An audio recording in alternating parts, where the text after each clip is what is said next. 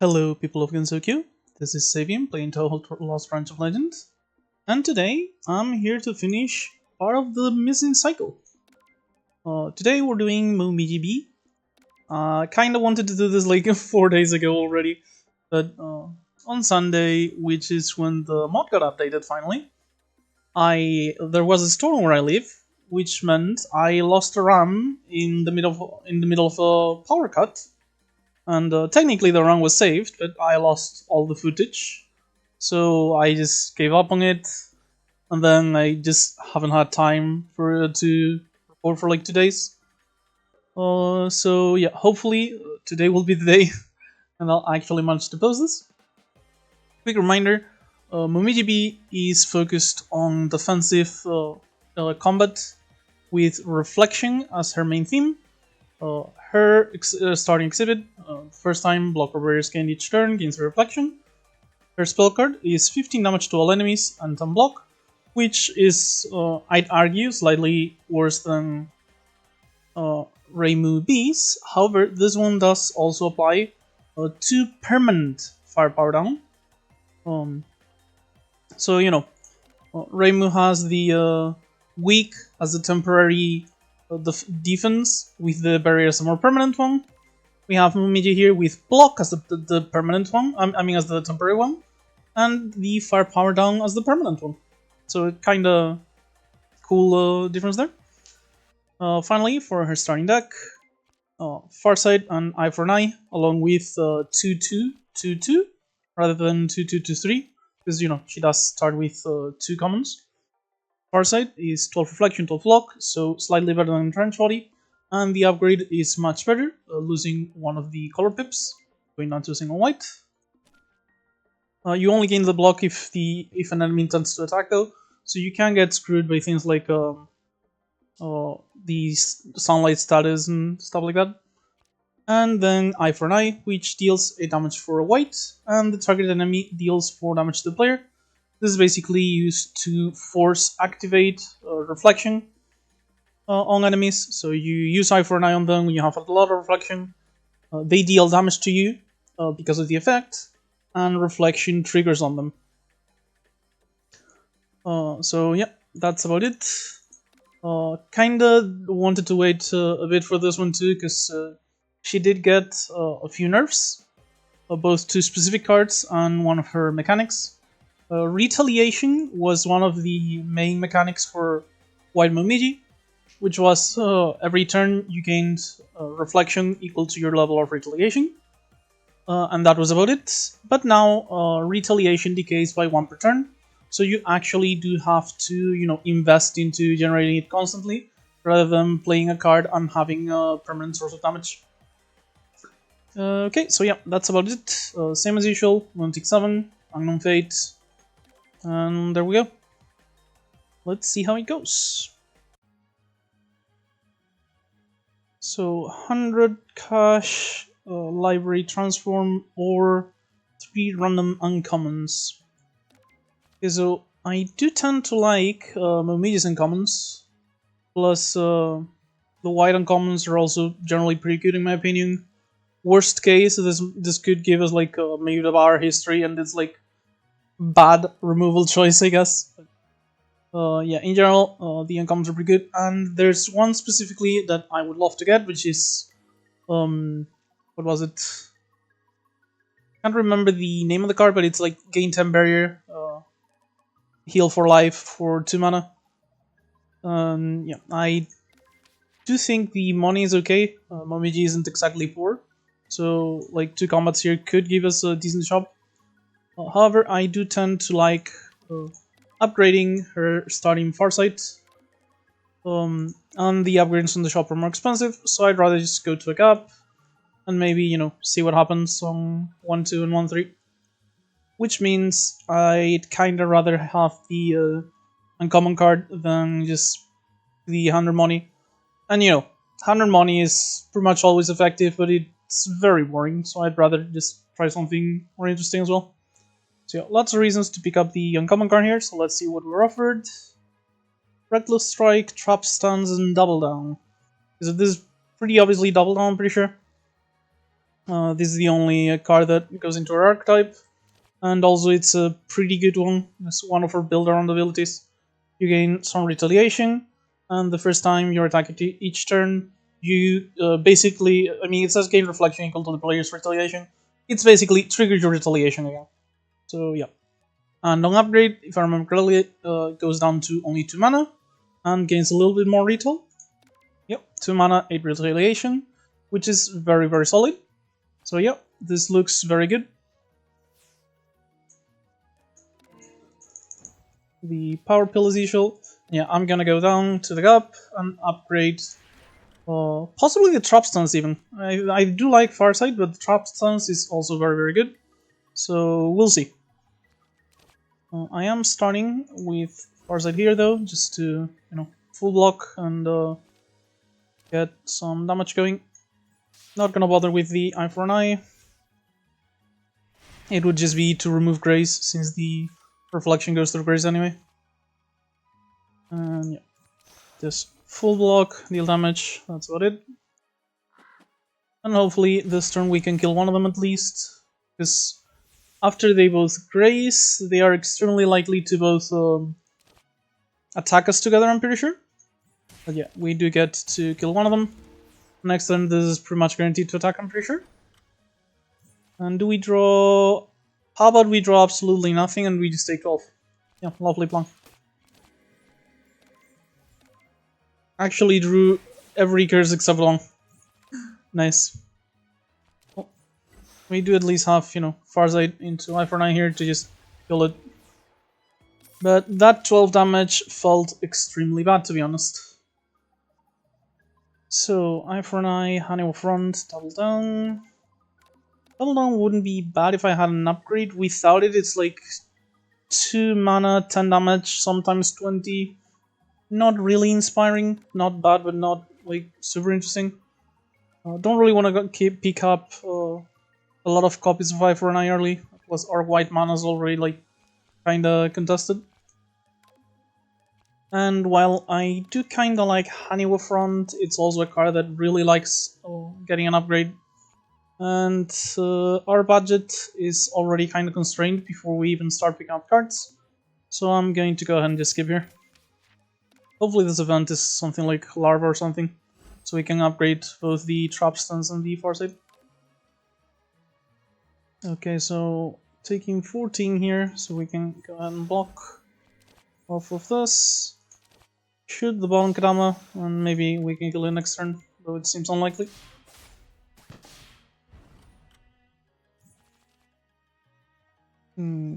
Unlikely, but not impossible, it seems. Yeah, let's go ahead and do Farsight. This will kill the front one, and then we Shield Mask plus shoot the bottom one.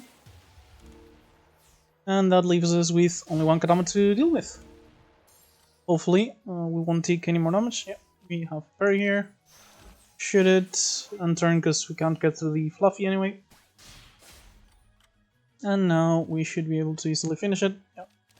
Just double Shield Rush will do it. And no damage this fight, thankfully. Trouble Lightning Strike, Destabilize, and Patrol. Destabilize is pretty good, but we don't tend to deal like that much attack damage. It's one of those white cards that is actually better on the other color, because you're actually attacking more. But obviously it's a white card because it's, very defensive block related in Momiji. I don't dislike Patrol upgraded, but we don't really have that many red cards. We have like literally just 2 parries and like 1 eviction order for the upgrade, so not super interested. And I don't think Servant Lightning Strike's really all that good. Don't tend to like the card. It's not awful either, but it's early enough that I think we can do better. If I was kinda desperate and getting close to the boss or something, I might have picked this up, but right now I don't think we're desperate enough to need this, and it tends to, overblock way too much. Like 24 block is kinda wasted in most Act 1 counters, and the 6 static charge isn't really all that interesting. Okay, let's go and skip, go to the event. Oh, we do get Larva. So am I upgrading or transforming here? Because upgrading Farsight plus Trap Stance does sound good. But I could just go, you know, Gap, and Elite and get upgrades on these two. And maybe a Transform is better to get rid of a Shield Flash. Yeah, I'm going to Transform, in fact. I do tend to like Transforms a lot early on, and it is an uncommon, which tends to be good. Fake Opening, that's amazing. Game for Retail at the start of Momiji's turn, game for Retail. So if Retaliation is scaling reflection, then this is a scaling reflection. Because our scale, our Retaliation is going to go up every turn. So that is extremely solid. Upgrade is nice for, you know, faster clock, but not super necessary. But yeah, this is definitely going to be upgrade these two, build around, upgrade this one eventually, build around these two. And at this point we can just go almost full defense and for the rest of the game, and have those two be the core of our combat. So let's start with Farsight upgrade. The reason why I started with Farsight, despite not being able to, you know, play Trap Stance into Farsight like this, is that I can't do that regardless when only one of them is unupgraded. And I'm going to play the Farsight a lot more often than the Trap Stance. Trap Stance was only going to get played when I had to, basically when I had a free turn anyway. If I have a free turn, I don't mind spending all 3 white on it. So that's the reason why. Gonna go for Sakuya here, because she does tend to be the easier boss when you are mostly focused on blocking and stuff. Since if you're just playing for defense, her Chrono Lock, I think it's called, doesn't really tend to trigger that often. And we can also activate it intentionally to activate Trap Stance on the turns where she's not attacking. So yeah, just very easy to beat her up with Reflection Momiji in general. So I'm just gonna pick up Sakuya, because she's the easier boss here. Fun fact, I once did an experiment where I added like a single fake opening and a single what is it called? Stand Watch, the card that gives you 5 block every turn and like a bit of block initially, to my deck, and I literally just played those 2 cards upgraded on turn 1 against Sakuya, and then just passed turn until one of us died. If you play those 2 cards turn 1, Momiji wins. So yeah, that's how screwed Sakuya is by, you know, consistent defense plus the scaling of fake opening. That was before the nerf though, so as you can see here, we do lose 1 retaliation per turn, so this is not quite as strong as it used to be, but still, it's still very good. Not interested in this, so yeah, we're going to go enemy, gap, and elite combat. Easy Farsight here. Into, yeah, just parry and shoot. We do have, yeah, we have 5 for 9 to get rid of the Rabbit Trickster eventually.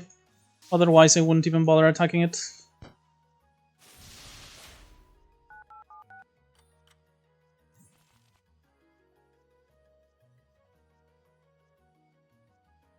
Yeah, the Rabbit here does tend to be hard to take down. Honestly, I'm considering just taking the full damage here, not even blocking, just going Trap Stance into fake opening. Because if I do want to take down the Rabbit, that almost feels necessary. And I'm really interested in keeping my money right now. If she goes away with 60 EG, that's basically like half the money I have on me right now. And it almost denies us the possibility of going shot last on the last encounter, which I really dislike hearing about.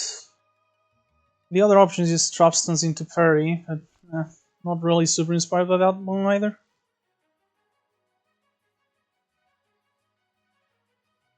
Yeah, I'm going to take 11. I need the money. I would often take like 20 damage plus for the Rumi event for like 100 and something money, so I can take half the damage here for half the money without too many issues. Yes, boundary. Bash the Trickster, and the Eye for an Eye here should get us quite a lot of damage on her. Yeah, that's a lot of reflection damage.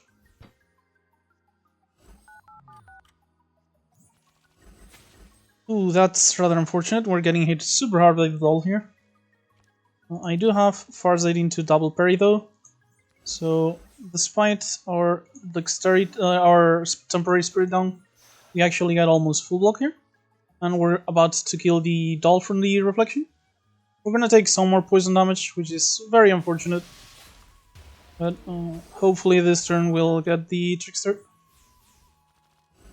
Eye for an Eye here should get us the kill. Yeah, boundary first, so the reflection damage doesn't hit us. I mean the force damage, the 4 damage we deal to ourselves. And that is like, we did take like 20 HP there, but oh well.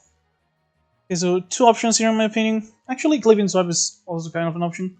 But yeah, Raging Waves is just very solid AoE card. Even if we don't have a lot temporary firepower here. It could just be, you know, an out to like getting 5 Kadamas for the Vatsing here. And just getting destroyed by them. Although with the trap stuns, that is less likely to happen, but still, could be an out to that. Taunt is just the best generic card here, and Clipping Swipe is kinda like in the middle. It's slightly worse for AoE than Raging Waves, but it is also card draw, which we don't really have right now. So yeah. I think worst case we do have our spell card. And if I can't avoid an elite here though.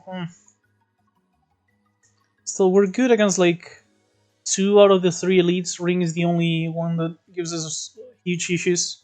Normally the fairies aren't easy, but like trap stuns does help a lot against them. And we're about to upgrade it. So I think it's kind of fine if we just pick up Taunt here. Yeah, I'm going to go ahead and pick up Taunt. Might come to regret it, hopefully not. So the Raging Waves would be pretty good AoE, but Trap Stuns should take care of most of our AoE needs. So yeah, let's pick up the Taunt. Upgrade the Trap Stuns here. Another thing we could do is just, you know, avoid this elite and only go elite on the last one. I do want to go to a shop though, and that means I need to... I mean, I don't need to go to an elite, but it would be much better because the extra money. We have a Spelker, we should be fine. Worst case, if I take too much damage here and I think I can't go to an elite without healing, I'll just take one of the gaps, I guess. So yeah. Okay, we do get Aja, who is really easy in my opinion for Momiji. We're just gonna, you know, let her do her own thing until she starts attacking us intentionally. And we'll be accumulating reflection in the meantime. Fake opening here is very good. Play a boundary just so you can trigger the reflection of the exhibit. And yeah, I'm not even gonna Eye for an Eye, I think. Yeah, because we're not gonna have a lot of block next turn. So I'm just gonna let her, you know, keep doing her thing. And I'm gonna do mine. But yeah, eventually we just get to trap stuns here. We have ridiculous amount of reflection already. So yeah, let's block. Taunt her, so she's weak next turn when she's going to start attacking us regardless. And we're just proccing 45 reflection damage on her, which is very painful for her. Yeah, at this point, she should be dead in like 2 to 3 turns, probably 2, I'm pretty sure.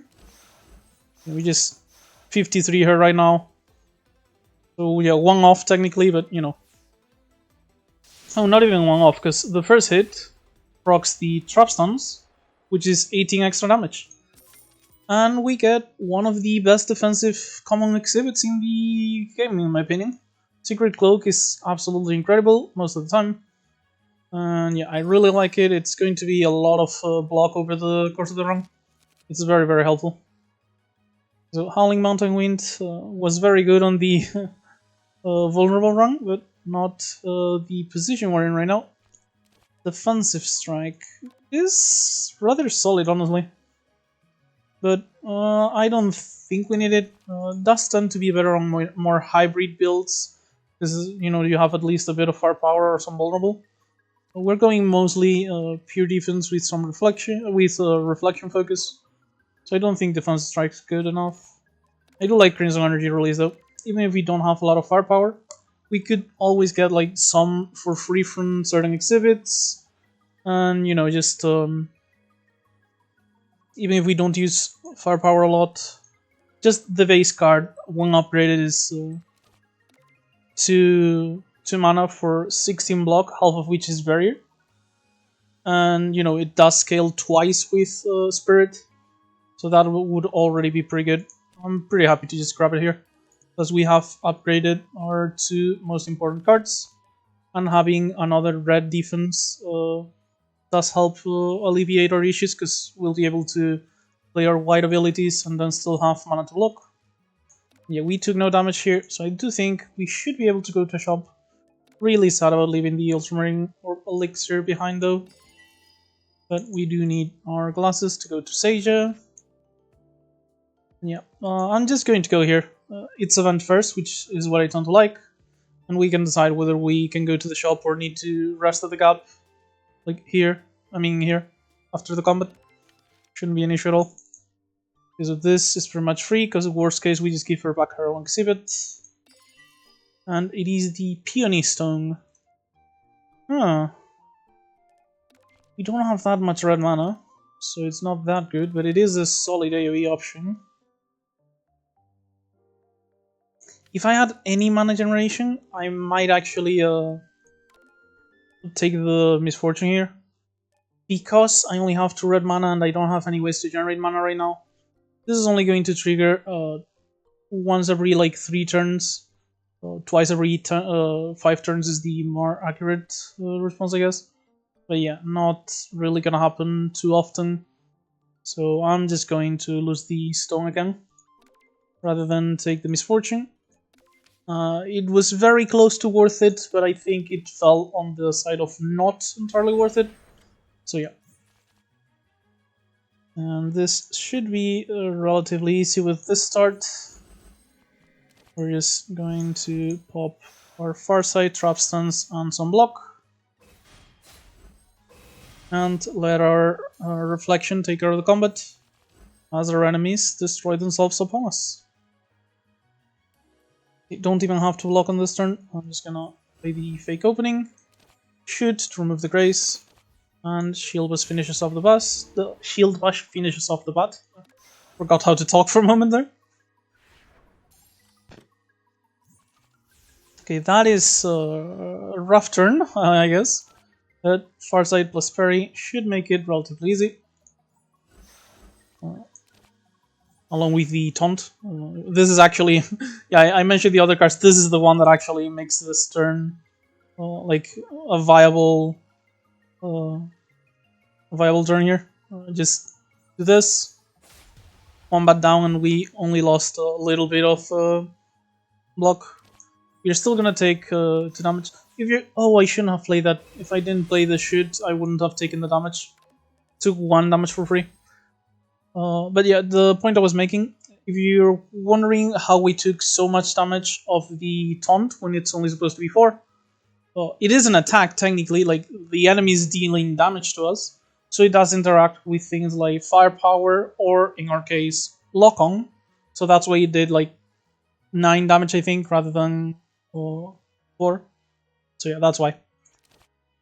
Speaking of which, Parry, Foundry, kill yourself. On our Reflection, I mean. I should probably stop saying that on, on the videos now. That's happened more often than I'd like. So, False Weakness, very solid card. Quite high block when upgraded with some retaliation. So yeah, this is a relatively consistent source of boost block and retaliation. One of Reflection Momiji's better uncommons in my opinion. So yeah, going to pick it up here. I mean better commons, not uncommons. We ended up losing 1 HP, and we could easily get like a source of healing on the shop anyway. So yeah, I do think with us having a very setup heavy deck that should do fine on the first turn against both fairies and the ring, and once we have setup, we're also pretty good against both of those. A ring, less so than the fairies, but still. And we do have our spell card, which we are unlikely to need against Sakuya. Although with the power we get from elites, it should be up anyway. So yeah, I think the elites should not be a lethal problem here. So we can actually afford to go to a shop with our 180 coins. And we even get, yeah, ballistic shield here. So I will take that into account here. So pretty sure I know what I want. It's just stun watch, ballistic, and an upgrade. And we'll have 4 coins left over. A shame we can't pick up something like Gather Faith or membership card, or even the Clean Energy. But I do think Stun Watch here is one of our best cards. Just for, in general, one of Momiji's strongest cards in my opinion.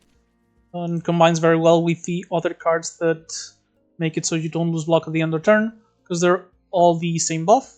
So you can just extend the duration of this one over and over, and just never lose block for like 6 to 7 turns sometimes. The ballistic shield is just, you know, as insurance, and then an upgrade probably on the stun watch. I do want to upgrade these two as well, but I do think the stun watch is going to be the better choice right now. It goes down to 3 and 15 initial block, which makes it a lot safer. This is one of the cards that got nerfed, by the way. It got buffed like a couple of patches ago to cost 3 unupgraded and 2 upgraded, but that just made it too efficient and too safe, so he reverted that buff, and I kind of agree with it. So yeah, let's pick up Stun Watch, Ballistic Shield as insurance, and just upgrade the Stun Watch. Normally, I honestly prefer removing like a Shield Bash, because we do have a gap after the lead to upgrade. But I honestly have a lot of upgrades I want still. Like, I want to upgrade this. I definitely want to upgrade the Crimson Energy release. And I wouldn't mind at all upgrading like False Weakness and Fake Opening. So yeah, I really do have quite a few upgrades I want. So I'm just gonna upgrade even at the shop, even if it's, you know, slightly too expensive. And we do find fairies rather than ring, which is, in my opinion, quite good for us. Okay. I do have to probably spell card turn 1, because this is going to be 6 mana due to Long Night. And I do want to get off trap stuns right now so I can use it next turn. So yeah, we're getting hurt quite a bit next turn though, should be careful. But yeah, all the more reason to conserve as much HP as we can right now. So yeah, I'm going to go ahead and X-Police Cannon here. Play a Boundary just to finish the full block, and should start down because she's going to be the most dangerous one, since she's about to apply lock on to us and start hitting us twice per turn.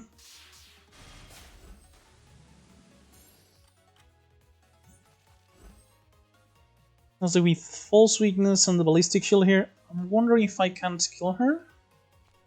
So this would be like 4 from the retail plus 3 from the exhibit. So this goes up to 23. 23 plus 8 is lethal. Okay, that's perfect. Yeah, I can go False Weakness. This is going to kill. Took a bit of extra damage to our block due to the lock-on, as I mentioned. And in fact, seeing how the parry here is enough for perfect block, I don't even feel like I need to Ballistic Shield. It's going to retain anyway, so we can just, you know, stay like this and try to get the fairies to attack us to their death. And yeah, this is full block already, so I'm just gonna Shield Bash. Plus we have the Secret Cloak, and we're getting 5 block every turn from the Stun Watch, so yeah. We're just super safe at this point. Should not have any issues anymore. And now Sunny will be killed by our Reflection here. And that's another 0 damage combat, thanks to the very timely Eye for an Eye, reducing the damage we were taking by a lot. Or at least saving us one use of the ballistic shield, I guess. Muska Hope, not very useless. I mean, not very useful, but you know. I guess it'll be some extra power sometime if we get like shoot, eye for an eye or something. But yeah, kind of disappointing. Clean Kill, Iron Stun, Strengthen Body. I don't dislike Clean Kill, I just don't think we really need it right now. I think the Expel used to go up on power, didn't it? Might have been nerfed as well, I'm not sure. This one I'm not too sure. Still, it's kind of the usual... like, basically the Expel card's big brother. Costs one more, deals more damage. So yeah, I think the only reasonable option here is Iron Stuns. And... ooh, that's a neat buff.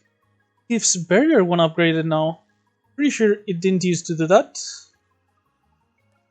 Yeah, I thought this card was very mediocre, but if it gives Barrier an upgrade, that changes things a lot. Like, yeah, I do keep having the issue of wanting to upgrade too many things. But, you know, that is very, very solid in that case. I think I'm going to pick it up. I just like having access to Barrier along these defensive characters. Yep. In fact, I think it's going to be my upgrade here. I was initially going to upgrade the fake opening to have an easier time against Sakuya, but we have other sources of retaliation anyway. And the Barrier here is very, very interesting. Plus the static charge could, you know, be used to deal quite a bit of damage against her multi-hits and stuff. So yep. Picking up this, and off we go to Sakuya. So turn 1 is going to be the hardest one by far. And we're gonna go like 17 block plus the secret cloak and just set up fake opening. Technically taunt would be better defensively here, just to apply the weak. But fake opening just sets us up to basically kill her eventually. Like as I mentioned before, fake opening is just against Sakuya, who's pretty slow at killing the opponent, just extremely solid. So yeah, do this. We're going to take 7 damage here. And, oh, it's less actually because of the secret cloak. So just 5. And at this point, yeah, we drew Stunned Watch. So yeah, this is the combo that killed her without playing any other cards that I mentioned. But you know, it does cost you like 40 HP, which I don't have this time. So I'm going to avoid trying to replicate it. Even though it would be kind of funny. So Iron Stance here is very obvious. And do I go for the Retell or just Stronger Block? I think just Stronger Block. Just keep accumulating Barrier. Trigger Lockdown. Just for the extra damage triggers here. And yeah, the static here is just 16 free damage. And we get to trigger Trap Stance here, although... actually, you have 14 block already. Don't even need to do False Weakness first. Yeah, as you can see, this is just... Sakuya is just very, very easy as Momiji.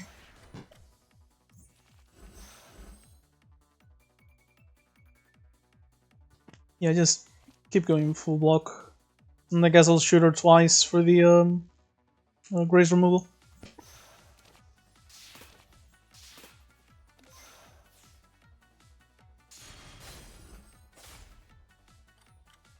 Yeah, we could actually just pass the turn here and not take damage from the spell card. That's how well we're doing. Not gonna do that though, I'm just gonna go ahead and get even more block anyway. Oh, slight mistake. I should have taunted first, so the silver lockdown was affected by the weakness, but this is going to kill Sakuya anyway. And there we go. Yeah, as I mentioned, Sakuya is pretty free as Reflection Momiji. And honestly, I'll say it, I don't tend to like mixing up card pools when I'm playing modded characters and trying to show off their gimmicks. But Gungnir here is absolutely atrocious for us. I despise Miracle Mallet, and so we're just going to have to be picking up Magic Poker here, sadly. At the very least, we do have red for Sakuya's off colors and blue for ours. However, we do have both white and blue now, so that is Sakuya's full card pool added to the card pools here, which is a shame, but we'll have to deal with it. As for our card rewards, I love hunting hurricanes, but it is absolutely disgustingly bad for us right now. Deflation World is, useless for us. It's just 3 mana, 24 damage lock-on, because we don't really do knife stuff.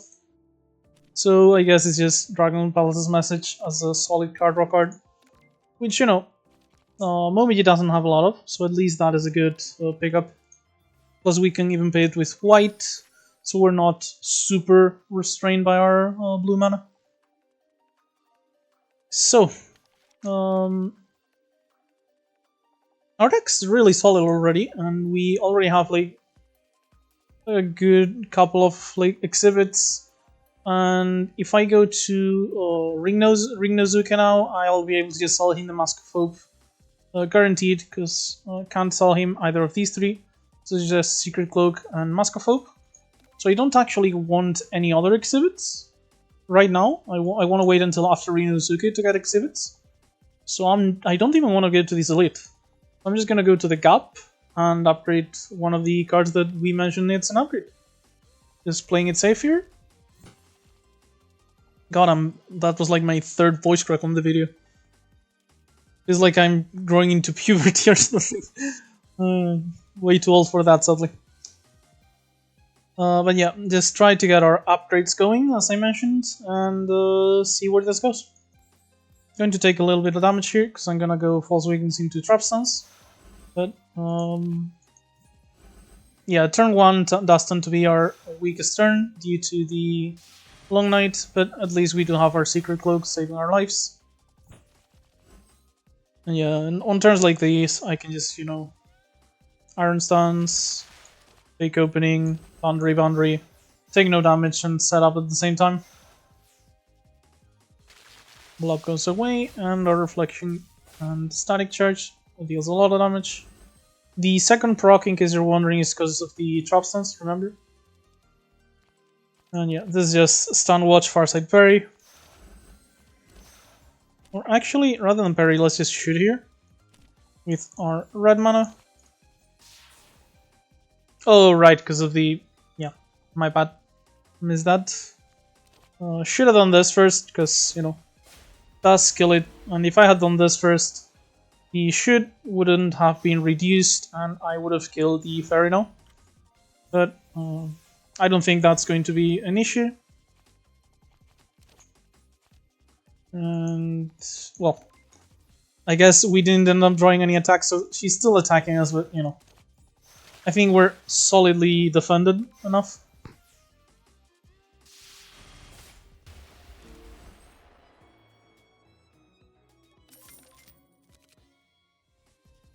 Oh, that is extremely solid. A 30 mana, 15 barrier if an enemy has an offensive intention, 15 block. If the upgrade is not like amazing, but it's still okay. But yeah, this is one of Momiji's strongest defensive cards. Really happy to see it. And if we get it turn 1, that is going to allow us to block pretty much any turn 1 we ever see. For the at the very least for the rest of the act. And still have some barrier remaining very often. Case in point. 15 barrier and full block. Okay, I had the Secret Cloak anyway, so I shouldn't have played the boundary, but whatever. I was focused on showing off, I guess. So, my bad. So this is 30, we're getting hit for 37. So I can go Stun Watch into False Weakness here without too many issues. And if I do Taunt here, it would just be to activate this early, because the Weak and the Vulnerable don't work. And I would be taking 7 rather than 4 because of the lock-on. So I think I'd actually just rather skip it, not do anything at all. and just keep all of our barrier, or at least most of it. And this should be simply just Iron Stance Berry Boundary, because you know, we got purified, so we don't have access to a lot of our colors. Otherwise, I try to also feed in the far side. Yeah, far side. I thought I misread it for a second. Okay, so going to go ahead and just try to get a kill here. Not gonna be good enough, but still kind of close. Oh, it is good enough. I didn't even calculate properly. And I guess, you know, just neither of them mattered because of the... Oh, actually, I still have some turns of retain block, so I did do the right play. Yeah, because the attack didn't matter because it still had block that it was about to lose anyway. So we just full block, let the drone kill itself on us. I did it again, but like it's so easy to say like against while they're playing Reflection. Oh, well, it's not like my videos are monetized anyway.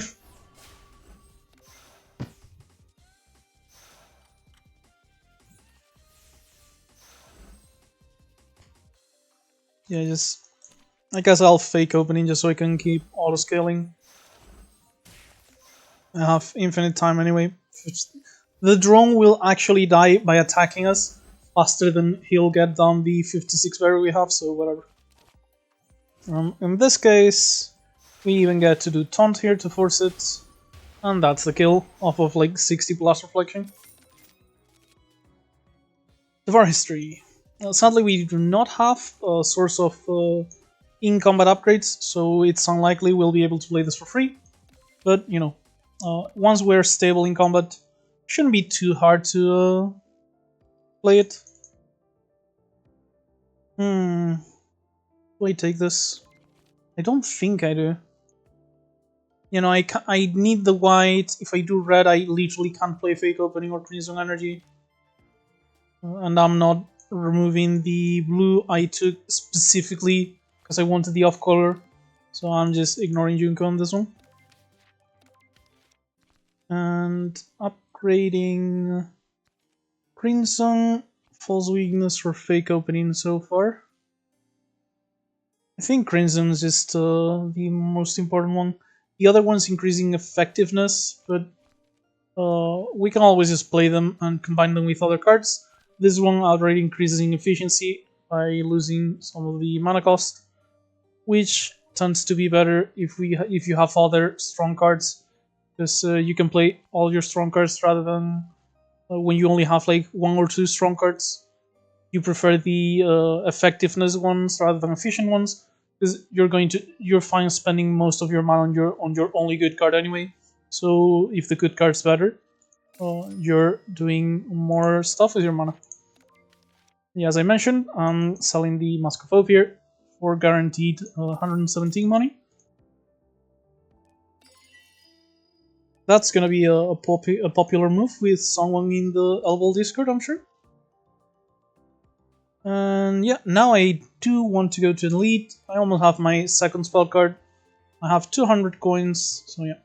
Super happy to just go to the combat event shop elite path and see if we can find, you know, some good, like ideally, I think the only thing that's missing in our deck is like Wandering Heaven, so we can upgrade in the middle of combat and pick up like a couple of better cards. And once we do that, we'll just have a very solid core, and at that point our deck will be basically complete, other than just, you know, adding stronger cards and ideally removing our basics. But we'll, like, it won't be strong enough for the endgame yet, but it'll certainly be properly built for that at the very least. Not sure if I'm explaining myself very well here, but oh well. We are going to depend quite a bit on drawing our forced attacks if we want to be able to kill the Rabbit Trickster here. So hopefully we do find them. I'm gonna go ahead and... oh... I can just Devour right now. Like, Devour into just shooting. Kinda risky. I'm not in a rush. I'm not in a rush to use the bar. I really don't need to rush.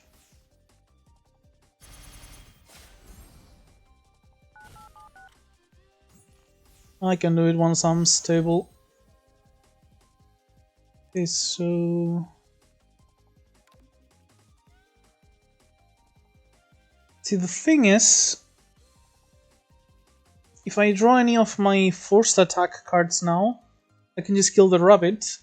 And if I don't draw them now, and they're not on my next hand, I think once I kill the yokai, the trickster immediately changes intent to getting ready to run because it's alone. So I think I actually need to, get started on finding those now. And I do find all of them. So I'm just gonna draw. Play Taunt. I have 55 Reflection. And I have plenty of block anyway, so I can just freely play the Var History. Remove Shield Bash. And the Fox dies on its own now. And I'm gonna leave you to contemplate the card choice once while I blow my noise for a second.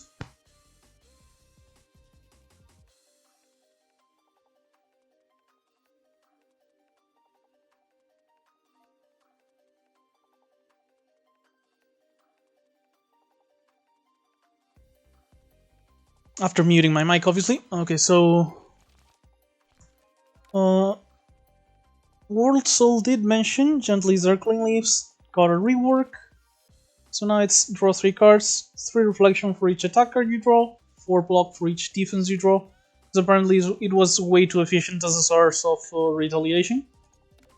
Upgrades, as usual, to a single mana. Our only card draw right now is Dragon Palace's message, so I wouldn't be opposed to getting some card draw. And we are close to having all the upgrades we want, so adding a card that needs, or well, doesn't really need but benefits a lot of an upgrade should be fine-ish. So I'm not unhappy with picking this up, because it could easily end up being just 1 mana, draw 3, gain 12 block, which is absolutely amazing. We do have a lot of defense, and the things that are in defense are mostly abilities which leave our deck eventually. So yeah, I think Gently Circling Leaves is going to be extremely solid in our deck, and I'm picking up. I have learned from my mistakes in other runs. I'm not taking the shirt ever. Because I did have one attempt other than... Oh, god fucking damn it! Immediately after not taking the shirt, Goal of Vavagra. And it's not even bad here, I actually do want it. Because on a defensive character like Momiji, this does help a lot with some of the fights. Like, if our next elite right now is Jomu, this will absolutely annihilate her. Yeah, this is just very, very solid. Kinda want it anyway. So that kinda makes me regret not picking up the shirt, but oh well. Immediately punished. Then the thing here is though we do have like 3 cards I want, so I only can get 2. Yeah, Plunge Pool, 3 blue, gain 13 block, gain additional block equal to Momiji's Retaliation. So this is extremely powerful scaling block, but you're saying... But saving, didn't you say the neutral red-white reflection card was bad? Because the static charge card was bad because it overblocked way too many things. Isn't Plunge Pool going to overblock way too many things? Yes, it is. Until you upgrade it. And it gives Barrier instead. At which point it's going to make you fucking invulnerable. So yeah. Kinda interested in this one. I think it's, literally perfect for us. And then the other card, in case it wasn't obvious, would be Long Vigil. Which is, 2 mana, which is more expensive than most of the usual cards that exile from hand draw on discard. But it does give us 7 block for each exile card. So it's actually extremely solid. Could just be, shoot, and eviction order. And suddenly we're on an extremely, extremely efficient deck. that just cycles through defense, is basically invulnerable. So yeah, I do think the wall is good. Plus, it is good even like on the endgame bosses, because Seiya multi hits a lot. Sanai multi hits a lot as well. Although against Sanai, we are going to have to find something else because we have a lot of abilities to play, so we are going to have to, block extremely hard against Sanai if we do find her. Ironically, I do think she's the easiest boss in general, but for Momiji specifically, for Reflection Momiji, she might be one of the harder ones. But yeah, there's a lot of multi-hits in the endgame, so the wall would have been good as well. But I do still think it's like Long Vigil and Plunge Pool are just way, way too good not to take. Which only leaves us with enough money for upgrade or removal, not to pick up the wall. And since Long Vigil is already going to be removal for the shoots and the eviction order, I think we can afford to just upgrade it now. Forget about it. Or upgrade the Plunge Pool. I want to upgrade them both. Yeah, I really just wish we had a Wandering Heaven. Would have made all of this so much easier. But yeah, I think we're already pretty solid against the elites. So we don't need a lot of long-term value from the Long Vigil right now. We can, as long as we upgrade this before the boss. Who's the boss, by the way? I should have checked this at the start. Jujiko. At least we do have our forced reflection card. I mean, our forced attack cards on Taunt and Eye for an Eye. Yeah, that does mean I really do want Long Vigil and Gently Circling Leaves upgraded for the boss. So if I upgrade Plunge Pool right now, I have Gap and Gap to upgrade the other two. So I think I'll be fine, honestly. So yeah, I think I can just upgrade the Plunge Pool right now. Make sure I don't take any damage on most of these combats. This Plunge Pool gets extremely ridiculous with very little effort. You do have to put in some effort because it is worse than worse than the basic set base level. 3 mana for 13 barriers, literally worse than normal defense. But as soon as you put in even just 7 retaliation is 3 mana for 20 barrier is acceptable. Not great, but acceptable. And it just gets better and better. Fake opening alone can make the card unscaling defense.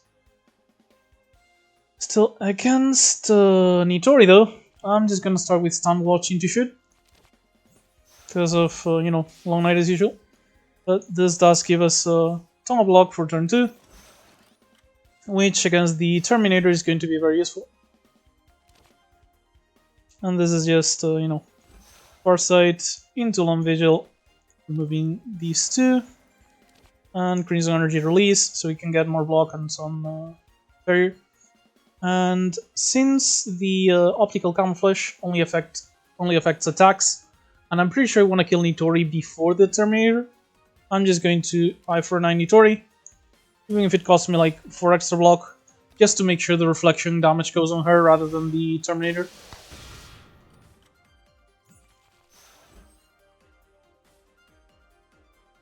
Okay, so not a great hand right now, but this is going to give me 8 block guaranteed.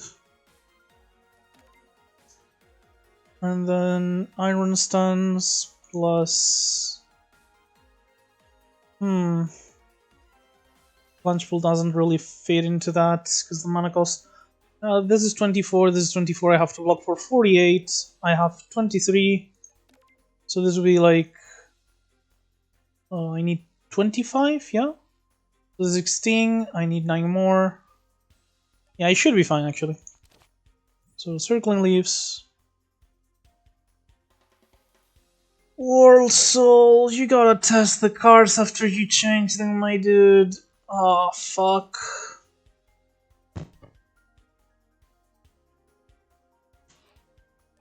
Okay, that's rather unfortunate. I guess we're backtesting this run.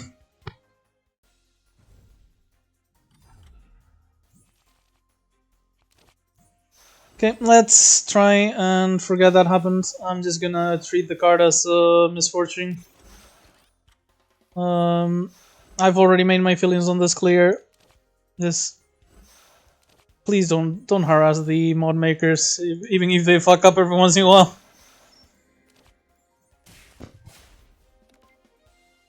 Yeah, just I'll tell him there's a bug on one of the reward cards. Please just no negative comments about the modders in the comment section. That's all I'm asking. So I do want the iron stance and iron stance plus boundaries 21, which was not good enough, was it? This 23, 21, 44. Actually, it will be enough with the secret cloak. So I can draw these and do like trap stance, iron stance, boundary. That's good. Yeah.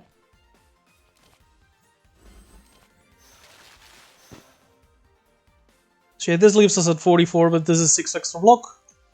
So I actually do get to full block and have my ability set up.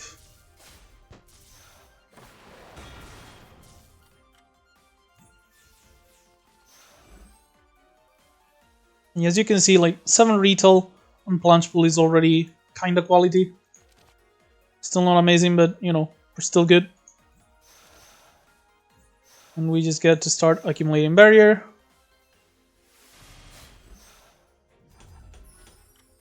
And eventually we'll create a wall so strong no one can get through it. And we'll make the yokai pay for it. Please, no actual political jokes in the comments either. I think I've made my opinion on politics clear. I'm extremely left-wing. I do not like conservative ideology, but jokes are fine. Just don't talk about them in the comments either, at least, please. I'm going to avoid any more political commentary as well in the video. But yeah, the wall joke was just way too easy to make there.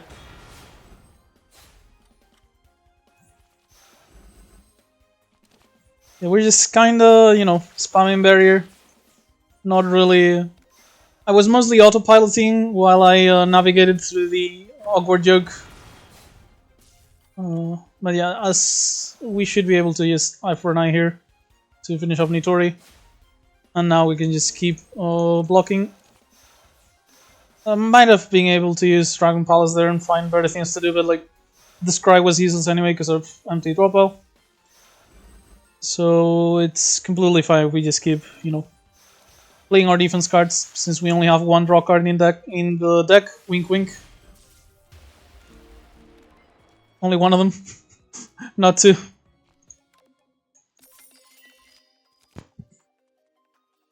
Hunter's Trap or Water Blanket here. Because the Maple Leaf is honestly nice to save energy for our, I mean, to save mana for our ability spamming turns, so we can play our abilities and still play some of our defenses. Plus, remember, any retain card is also 1 block per turn, so I do think the Hunter's Trap here is very solid, and I'm going to be picking up. Plus, Hunter's Trap does not need an upgrade, unlike like fucking half of the cards we've picked up so far. So that is going to be quite kind of useful. So I do like TNT on defensive builds like this. It's pretty much guaranteed to always proc and helps us with AoE. However, we have like 1, 2, 3 abilities that we can use for sustain of the Gensokyo Chronicle here. So I do think this is the better choice. We don't tend to have healing unless we find the barrier plus healing card I mentioned at the start of the video anyway. So, you know, this does help quite a bit with sustain. And yeah, this is just enemy event. Actually, I can just go to event first. I don't have money for a shop either. And as I mentioned plenty of times, I prefer event before combat rather than after. So let's go here. not... Honestly, do I even want the EMP device? I guess I don't really draw on the replenish this extra block of the Sacred Cloak, so sure, I guess. There's generally very, very little reason to say no there. And we do find the drone combat as well, so it might actually be useful too. So let's go far side into trap stance because we do have the Hunter's Trap here. Worst case. And I didn't calculate this, but we should be fine. 24 against 16 against 28, and we have the Secret Cloak, so yeah, this should be for block.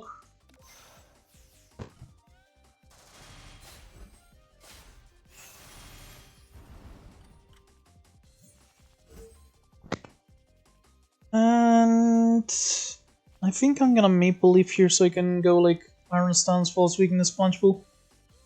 Yeah. Maple Leaf for the second white, and Plunge Wolf for a massive amount of area. The top Purifier should die to a Reflection, and Static. Oh no, the bottom one's the one attacking twice. Sorry, forgot about that. This is fine, right? Let me see if I can get something else first. Yeah, the EMP device is probably good. I can just go Stun Watch, EMP the bottom one, and only get hit by the top one, which will die to the Reflection. Okay, no, the retail was only 10, not enough to kill it. Kinda out of autopiloting right now, sorry. Let's just go ahead and gain a tunnel barrier, and then I can focus on actually killing the drones. Okay, so eye for an eye here. It's close, but not quite good enough yet. So let's just get an air cutter here. And we finish it off. And then we just block. Let's not waste the Dragon Palace just to draw cards that we can't play anyway.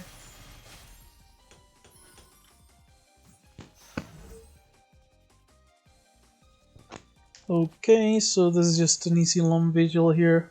Not gonna use the Ballistic Shield anyway, so might as well exile it now. Into Plunge.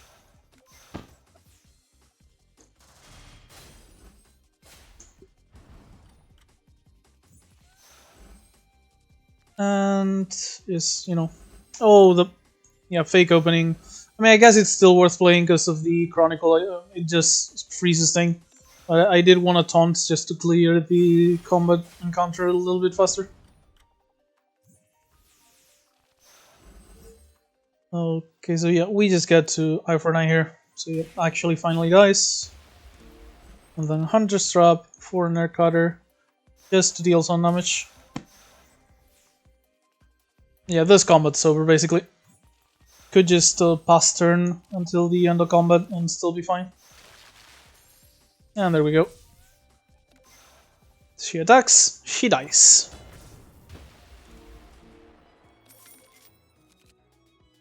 Oh, pre-upgraded False Weakness is absolutely amazing. I've definitely taken this one. We are at 61 HP, so we're completely fine. So let's just upgrade. Yeah, let's upgrade our draw card. Oh, wait. Okay, I'm insisting on it a bit too much for someone who said please don't harass the modders. Okay, so Lum Vigil or Fake Opening, we're gonna upgrade them both. Like on this gap or the gap after the elite anyway. So I'm going to start with Lum Vigil, so I can, actually exile the bugged card on top of the eviction order and the basic. Should help us for these elite, and then we'll upgrade the other one before the gap. Because we do want faster scaling on the Fake Opening. Jujiko does put a clock on us that completely ignores our defense cards. So yeah, just need to scale our retaliation faster then. Okay, so Trap Stance into Stun Watch here, into a Boundary, along with the Secret Cloak, will keep me safe enough turn 1, and after that I can worry about I can start to worry about scaling our Reflection to defeat Yoma. Plus, you know, we do set up trap stones, which is pretty good against multi-hits. Okay, so drawing Taunt right now is actually extremely fortunate, even if you might not think of why at first. Because the weaken is obviously nice, but most importantly, we have a self-damage trigger before she starts stacking up lock on us.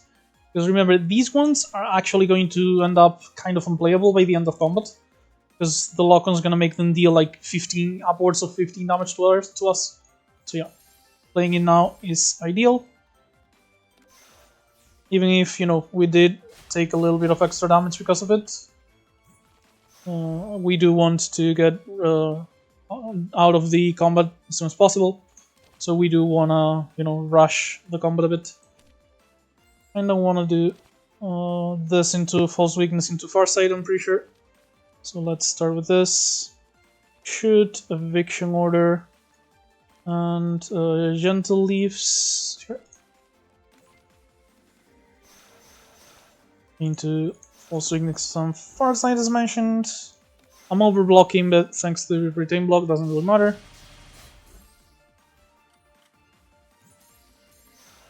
And Dragon Palace here actually gets us something to do after we draw pretty badly. So this is just fake opening into Iron Stance, I'm pretty sure. Yep.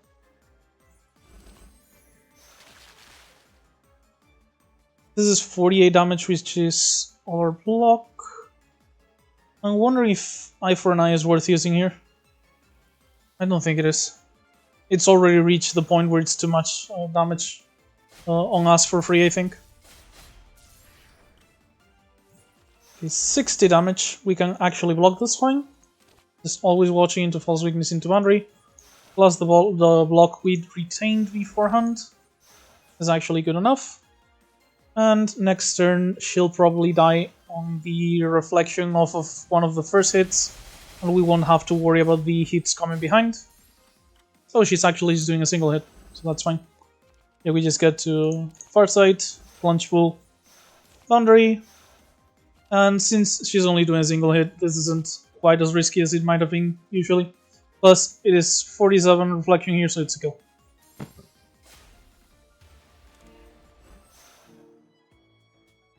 Foxmax is actually a very, very good reason to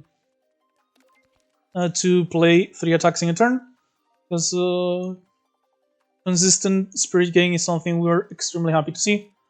However, we don't really have that many attacks and we have little card draw, so it's going to be hard to fulfill the condition, but still, we should be on the lookout.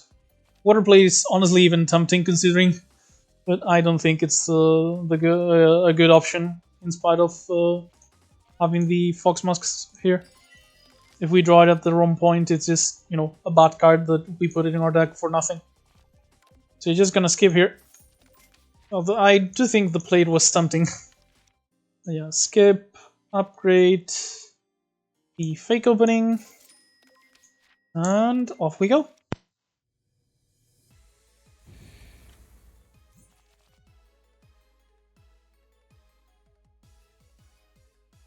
This is just... So if I play this into the Maple Leaf, that's 3 mana to get rid of Long Night, which leaves me with 5 mana available. And that lets me do Always Watching into Crimson Release, yes? Yes.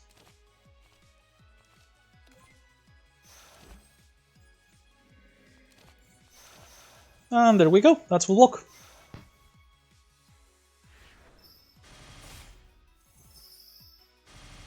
And now we have to look for our setup abilities quite quickly.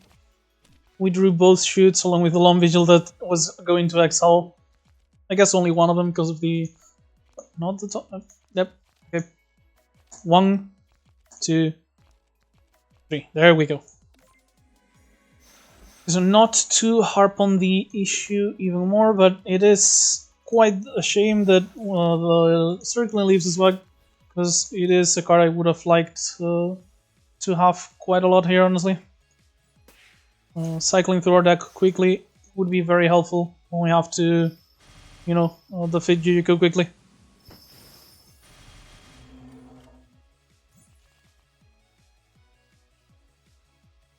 Okay, so yeah, this is fake opening needs to get played immediately. So I'm just gonna take the L here, not play Stun Watch, which means Iron Stuns and False Weakness are the other two cards getting played here.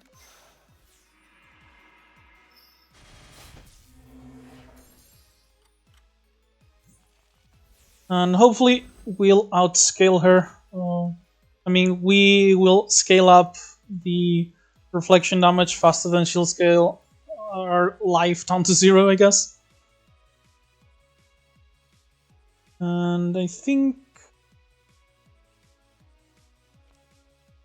honestly, our defense is already strong enough. I'm just gonna focus entirely on scaling the damage we have on the reflection. Because yeah, our defense is just... we're already almost impenetrable against Yuriko. Yeah, Stun Watch, Iron Stuns. And I guess I'll play the boundary because the block means this shit is kind of useless. Otherwise I would have just shot this butterfly. Yeah, this one dies. This one's going to die as well. And now just Jujiko left. But we're already up to 6 Law of Mortality though, because these two lived for way too long. And she's about to give us even more with the second spell card. Let's see what Dragon Palace can offer us. Taunt and Farsight, huh? Sure, why not? This into False Weakness. And then just Taunt. And Eye for an Eye.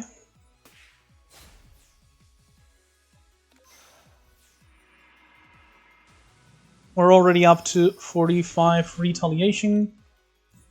So that at the very least is quite good. And yeah, we're accumulating quite a lot of damage over time, thanks to that. Don't need the barrier from Iron Stuns, because we have both retain block and way more than enough block. Anyway, yeah, Farsight, Maple Leaf, False Weakness. And I guess I'll play the boundary just because didn't have anything else to do there. But scaling retaliation was the main goal.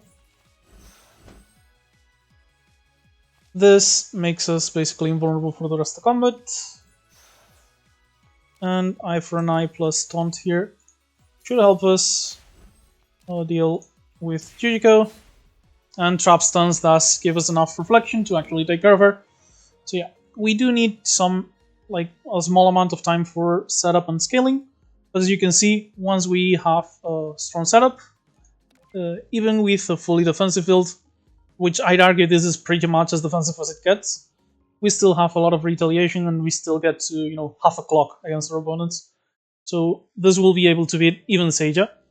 If we get a Tireless card, ironically, Seiya will actually be easy.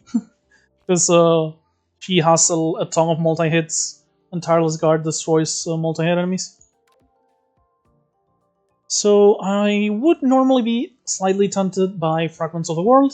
Because, gets rid of 2 of our basics, gets the second blue, all the stuff. However, we do have Sakuya's exhibit, so I don't want to unlock all her blue cards.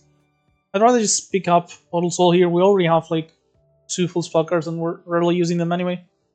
So this gives us an off-color that is off-color to both Momiji and Sakuya. So this just feels like the better option here. The plates are not like the worst thing ever. We do want upgrades extremely hard on our cards, so the upgrades on turn 1 do make for an easier long night turn. But at this point we've upgraded pretty much everything we wanted to upgrade anyway. So yeah, this Bottle Soul seems like the easy choice here. Oh god, I want all 3 of these. Okay, so type abilities. Yeah, our abilities. Okay, so Fake Opening and Stun Watch would actually be very good copied. The Trap Stuns effect doesn't really stack. These 2 would be extremely good copied. However, it's only 2 abilities, so it's not worth picking up the new Devil's Recitation card, I think, sadly. Because we'd have to draw them together and we don't have a lot of draw, so yeah. Block Corpse would be good because, you know, we don't have that much draw anyway, so this is just an extra turn where we can set up and stuff. But our obvious pick here is Indiscriminate Revenge. It did get changed to rare. I do think it definitely deserves the rare tag. Definitely has the power to be rare. I think this is one of the ones that got changed to rare anyway. I think it used to be uncommon. But yeah, this is very solid. Oh, even the upgrade got nerfed. The upgrade used to put it down to white, red, and Wang, if I remember correctly. But yeah, Indiscriminate Revenge here. Very, very solid. Whenever Reflection is triggered, Momiji deals damage to all enemies equal to... Okay, this should probably say her retaliation, I guess. Because it's not the enemy's retaliation. But yeah. Basically, gives us AoE and just makes... It's like stronger trap stuns in a way. Like, trap stuns is the uncommon version of Indiscriminate in a way. Because yeah, this is just whenever Reflection is triggered. So like, trap stuns gives us reflection of the retaliation the first time we are attacked each turn. So this is actually going to help us trigger Indiscriminate multiple times. So yeah, that is why I mentioned sometimes that Momiji's abilities just have extremely good synergy between them. She's just an absolute monster. The upgrade was just +5 retail, right? Yeah, +5 retaliation. So not really super necessary to upgrade it. So which upgrade would we have left at this point that we're very interested in? Maybe Always Watching, maybe False Weakness. That seems like it's about it. Yeah, those things seem like the only like super good ones. So I think actually I'm just going to go to this path, go to the shop, and I'm like, I do kind of want to save my money for a possible rare here. But I'm only going to the shop because I want to remove the circling leaves. And maybe get a... Don't even need Wandering Heaven anymore. Would have been good before, but now we don't really need it anymore. So yeah, it's just for removal. So I think we're likely to have enough money for removal plus rare here. Plus we do have Bottle Soul now, so that's even more money. So yeah, this just seems like the obvious choice for me.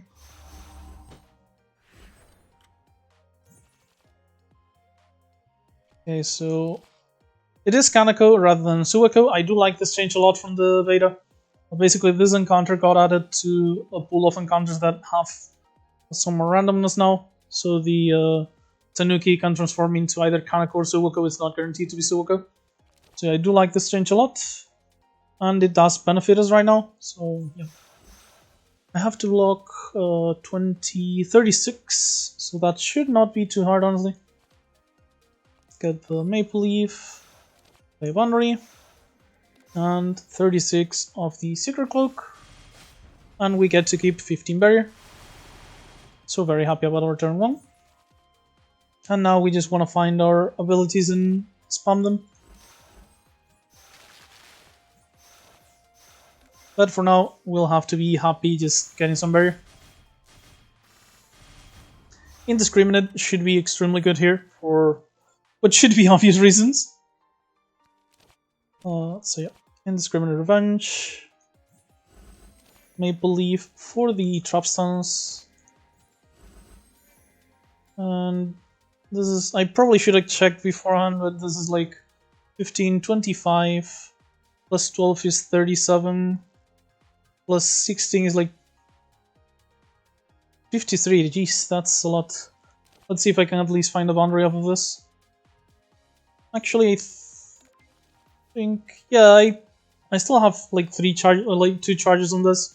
I haven't used it since Act 1, so I guess this is the moment.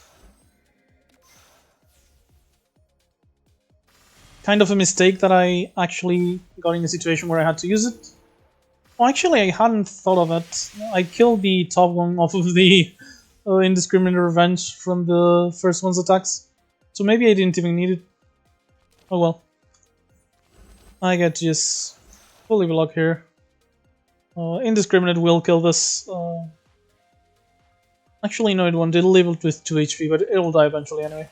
And they're not dealing that much damage, so... Not afraid to just attack Kaneko there, apply as much reflection as I can to her. And this turn... we're not able to kill her, but we can just do stun watch into false weakness, into a shoot, and she's basically guaranteed to die. So yeah, we've reached the part of the game where every time we actually get to set up, we turn into an invulnerable wall that just destroys anything that tries to attack us. Okay, so Ageless Ring would be nice, but mostly because of the weakness. I don't really care about the vulnerable. But, you know, I don't think I need it. What is the boss? Remy. Could be good against Remy. Thing is, I mostly need to set up, and while that protects me while setting up, it does also guarantee it's a card that I'm not using to set up on turn 1. I'm gonna go ahead and skip. Don't really need that card that much. Moving Purity could have been useful if, you know, I had more card draw that could go into being free, but kind of an issue. Oh, and I don't even have the mana to play, so never mind. I'd have to play it off of the Hunter's Trap Maple Leaf, so yeah. Just gonna pass here, not gonna bother. Okay, Lovesy Girl. So the trick here is we set up early retaliation if we can. I'll play all the love letters in the middle of the combat rather than at the start. And then try and, you know, half fair burst herself once we're fully set up. Yeah, playing this, false weakness, taking like 9 here. But we do have some sustain in the form of the Gensokyo Chronicle anyway. So not a big problem right now. So long vigil, we'll get rid of the misfortune, the shoot that's not in our hand, and the gently circling leaves. So that's good enough for block thanks to the secret cloak. Sadly, can't do both love letters because I'm 1 man off. But mostly set up on retaliation. So once I play like a couple of the love letters, it should be relatively quick to kill the Lovesy Girl. Sadly, no way to copy the statuses. Otherwise, I might have been able to just get the exhibit. Stun watch means that we've basically blocked for the rest of the fight. So yeah, I can just go indiscriminate here. Farsight, boundary. Plus indiscriminate does heal us a bit, like I mentioned. And yeah, at 2 stacks, our reflection is strong enough to actually kill her. Circular pacing, which did get nerfed, I'm pretty sure. I think it used to be 5 area. It's good, but we don't really apply debuffs, so it's just taunt. It's literally just taunt. So sadly not worth it. Cleaving Strive. Honestly, I'm tempted to pick it up just as card draw. It's too expensive though. We're gonna be visiting shops, so we're likely to see card draw there. So not really all that interested in any of these though. So I guess I'm just removing the circling leaves. Kinda tempted to pick up a smart speaker. If I just smart speaker the indiscriminate revenge, like, oh, actually, smart speaker long vigil. That's it. That's it. That excels the long night and basically gets an amazing turn 1 from now on. Yep. Definitely worth not taking. I didn't actually think about this. I kind of forgot, but I still think it's worth it. Didn't even want any of these, so that's absolutely perfect. Well, actually, Takumi Nakata could have been good, because it's a lot of spirit, and the firepower isn't very useful, but it does help with the Crimson Energy release. But still, I think the smart speaker is the better choice. And probably just gap, right? We don't really have that much to upgrade anymore, but like one combat isn't really going to be enough for a shop visit. I mean, maybe just for removal or something. We don't have any really important upgrades anyway, so I guess there's no harm in going there. Let's do combat into event shop and stuff. Okay, this combat should be rather easy, even more with the indiscriminate revenge draw on turn 1. So a long night, eviction order, and the shoot that's not in our hand. Then revenge, and boundary, and we're going to be taking like 4 damage.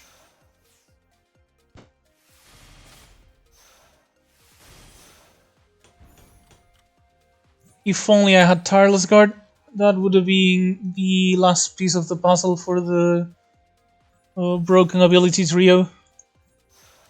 Yeah, I can just almost full block. Oh no, I actually got to full block because she's healing. That's nice. I assume she'd be attacking. Yeah, she's not attacking, and this is another of the encounters that got randomed in the beta. This can be either the Scouter Drone, Gloomy Kappa, or the Joyful Kappa. And yeah, since this is not the Scouter, we're not getting like 10 times 3, 10 times 3. So yeah, that's really nice to see. But yeah, with Tireless Guard, basically every time you deal damage with Reflection, half of the damage you gain back as more Reflection. Which means if you have that and Indiscriminate Revenge, you basically get to trigger Reflection on every multi-hit, pretty much anything. So you just start dealing damage equal to your Retaliation en masse. And that is really, really fun. Also really, really strong. Yeah, Plunge Pool is actually worse, because this is 30. I'm not fully blocking anyway, so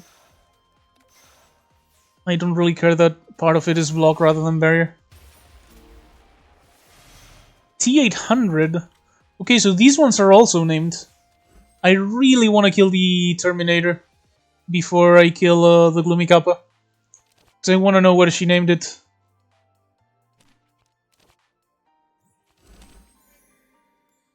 So 20 retail. Oh, wait, no, I think it's fine, I can't gain any more retaliation though.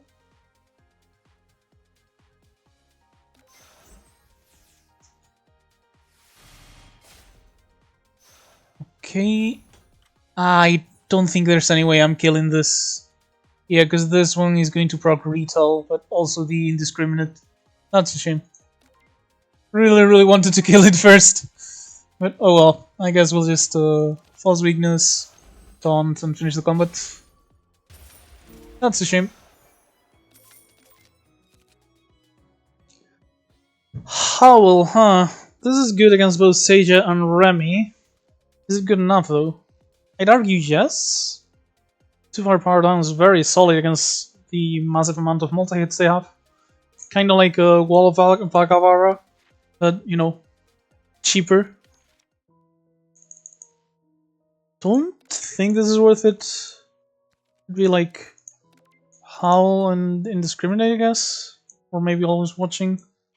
Or the False Weakness. I guess it's barely worth it. I'm going into the shop anyway, so I can remove it. Fine, I'll take the Scar. Just so I don't have to punch Kogasa and feel bad. Yeah, these two.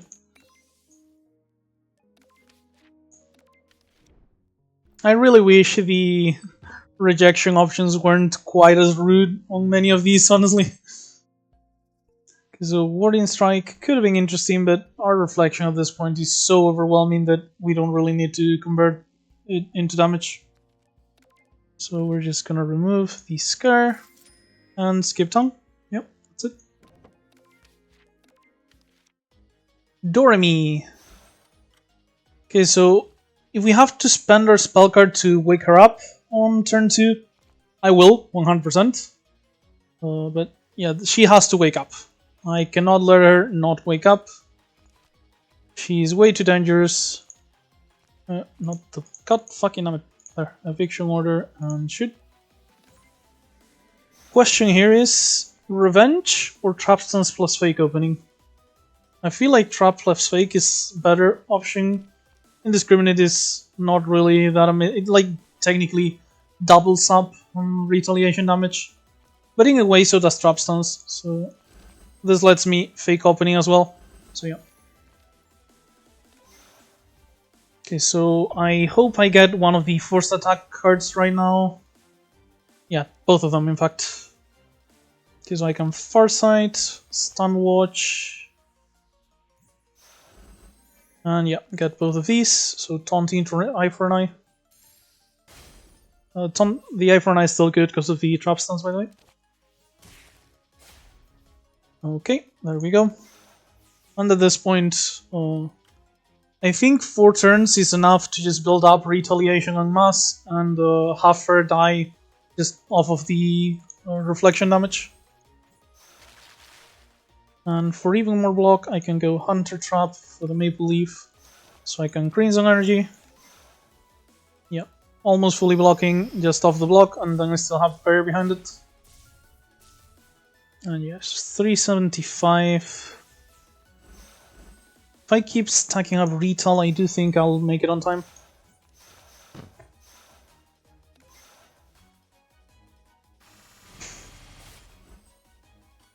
That's the second nightmare, should keep that in mind. So indiscriminate into plunge pool means that we've basically blocked for next turn. So we won't have to worry about it. And even though she's not attacking right now, our reflection's still stacking up from the retail. Sadly, we're kinda missing out on the drop stance, but everything else is fine. Under block is solid. So this is the third one, so at this point I do wanna, you know, start getting rid of these. So it's this into False Weakness into Taunt, I'm pretty sure. Yeah. She's going to be taking like almost 200 damage off of this. And then when she attacks, she's going to be taking like another 70 or something. Oh, and the Indiscriminate as well. So yeah. Almost dead already. And that's it. Yeah, we can actually set up and kill her this time. I used to fear Doremi as Momiji, but with enough of the good abilities and a couple of forced attacks, you can actually just destroy enemies. Tengu's Fang? Oh, it's not the one I thought. I thought this was the left Fang, not Tengu's Fang. I was so excited because I thought it was left Fang and I could have just, you know, long vigil into long vigil, just exile all the basics, the eviction order just go off. But no, sadly no. Because our turn 1s are already good thanks to the long vigil, so I don't think we need the soul gem. So I guess I'll take the Tengu's Fan just to make sure I'm not taking that much damage from one. And I can set up abilities if I draw them. Plus it's good against Remy, because she starts with 9 times 4 attack if I remember correctly. And I guess we'll just go, you know, event, enemy, shop, and delete, so I can get the shop. I can pay for an upgrade at uncommon, huh? If I go to my exclusive cards and pick up multicolors, I might be able to get some of the, like, what am I looking for? Maybe another Stun Watch for, like, 10 block every turn?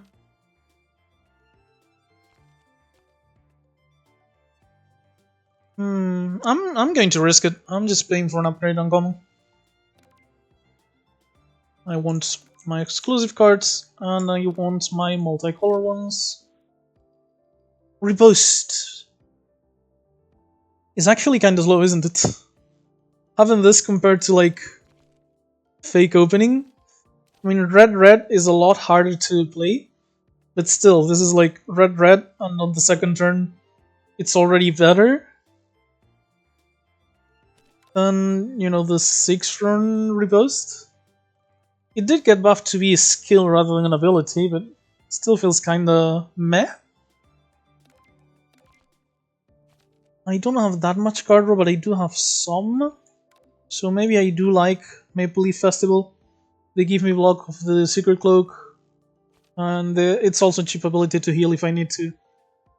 I guess the Maple Leaf is the best card here. Not amazing or anything, but, you know. Not super unhappy to see it. Okay, this might be a bit hard. Wolf Tengu, ironically, being one of our harder enemies. Ironically, because you know we are a Wolf Tengu. Yeah, just to shoot.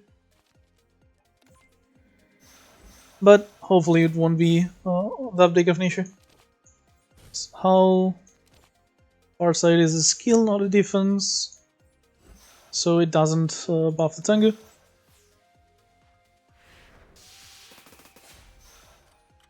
And turn 2 should be the hardest point, and after this we should be fine.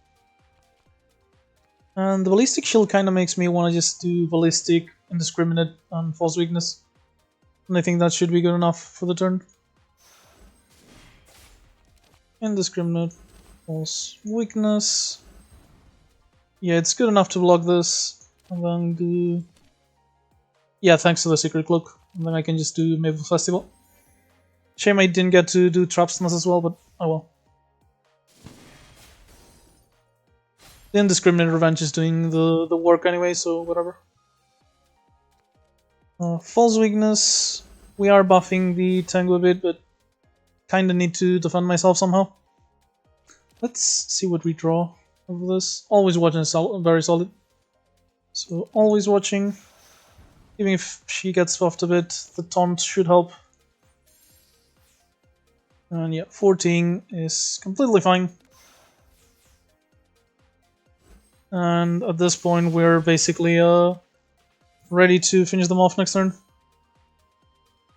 So, stun watch is a very nice way to block here since it's not a defense card either.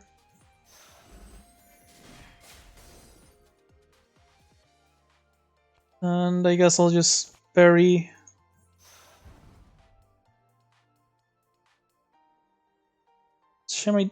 Oh, this gains me retaliation, which will gain me reflection. So the first hit will actually kill her. But I'm still gonna get hit, I'm pretty sure. Oh well, I have plenty of healing afterwards. I'm just gonna fake opening, just so she dies on the first hit. It won't actually matter, because the second hit is gonna hit me anyway. And I'm gonna lose like 30 HP here. But I think it's fine, because I don't think the elites are generally going to do much to me. And I have abilities to heal off the Gensokyo Chronicle. Worst case I can rest at the gap, but I don't think I'll need to anyway. Yeah, the second hit gets me anyway, this gets me anyway. But I'm healthy enough. Don't really think it's an issue right now. Just plunge full, false weakness.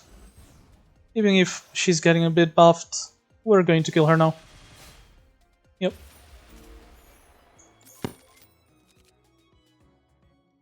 So yeah, it's not damage I wanted to take, but it's damage I'm fine-ish with taking. So yeah, not a big issue. Takana's shop. Oh, reflect. This is the one I was talking about at the start. You can see here. 4 life, 10 barrier, upgrades to 6 life, 12 barrier. Very solid card I wish I had at the start of the run. At this point, gaining life isn't really like that big of an issue, so don't think we're going to be picking up. Same for the Wandering Heaven. We have pretty much every card we wanted to upgrade it. Like, the only important upgrade we don't have basically is the... Oh no, we already upgraded the other false weakness, so yeah. We have all the important upgrades. There's some that would be nice to have, but all the important ones are done. So I think the only card that I could be interested in here is Crushing Waterblade. I upgraded. So like 2 mana, 15 damage for every 8 reflection Momiji has. Deals damage in additional time. So yeah, if you have like 60 reflection, this is like 15 times 7 or something, times 8 because of the initial attack. So yeah, that is one way to get Seija if she's not attacking us on the exhibit turns.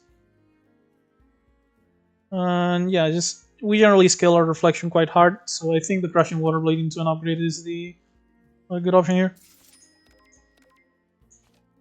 And since we have money left over, I'm going to be picking up a flashlight, just because the weakness should help us, you know, be safer against both Elite, Remy, and Seiya. And it is 3 activations if I remember correctly. 2 activations. Oh well.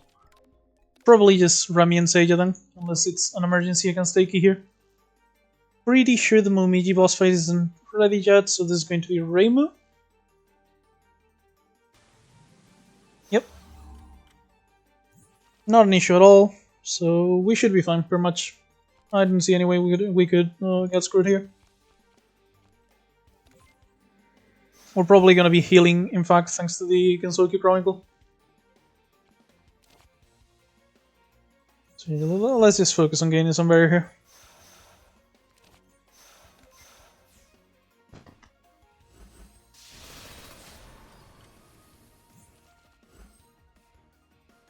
Just Maple Leaf, Crimson Energy, Lunge Pool, and it's not really worth it to do eye for an eye.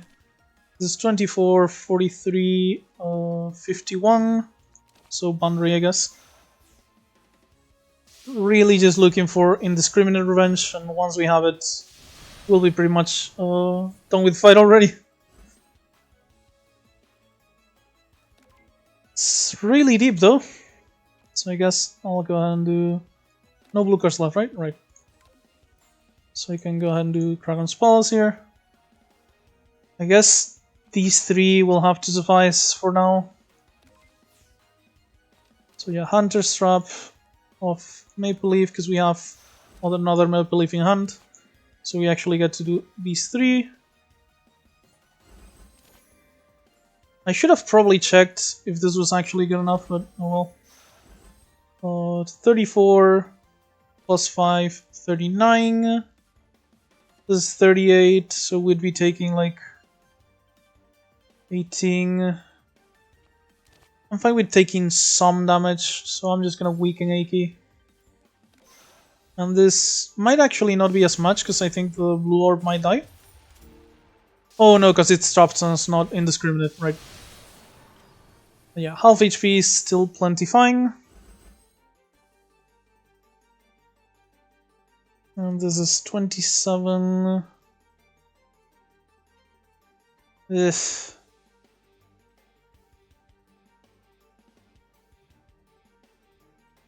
Okay, this is maybe a bit too much, huh? Maybe I guess I should have done X-Police on last turn then. Let's just use it now. And just go Stun Watch, Maple Leaf, Indiscriminate, and Boundary. And yeah, we're taking it a little bit still, but not that much. And we also get to deal a lot of damage here. Yeah, just 7's fine. Not ideal for sure, but still fine. Yeah, False Weakness, Plunging Pool. And Maple Leaf for always watching, and we're now invincible.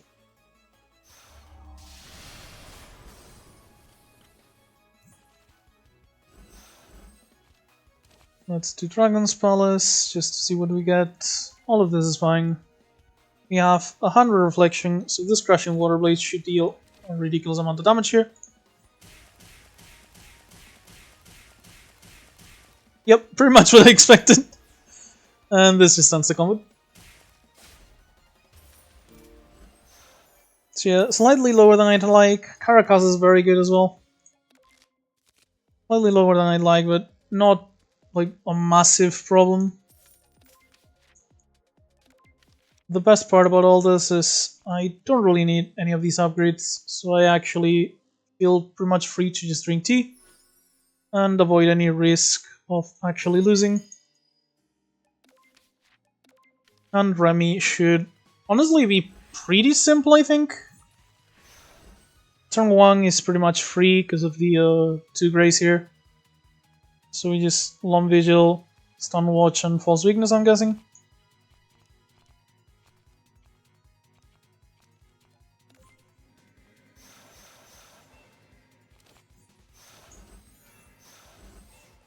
Yeah, and we have enough block for this turn, and already almost enough for next turn.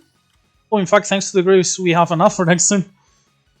So we get to just do Trap Stuns, Fake Opening, And this should be like 30 damage, I think. No, it's only gonna be 15. But yeah, good enough. I did use the flashlight on the elite, so if I'm not gonna need it here, I'd rather save it for Seijo. So yeah, ideally I'm not gonna use it. Just gonna keep stacking up reflection and abilities.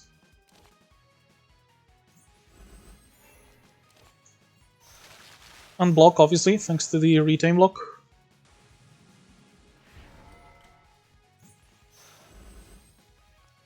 Far side, false weakness, and just play all the defense.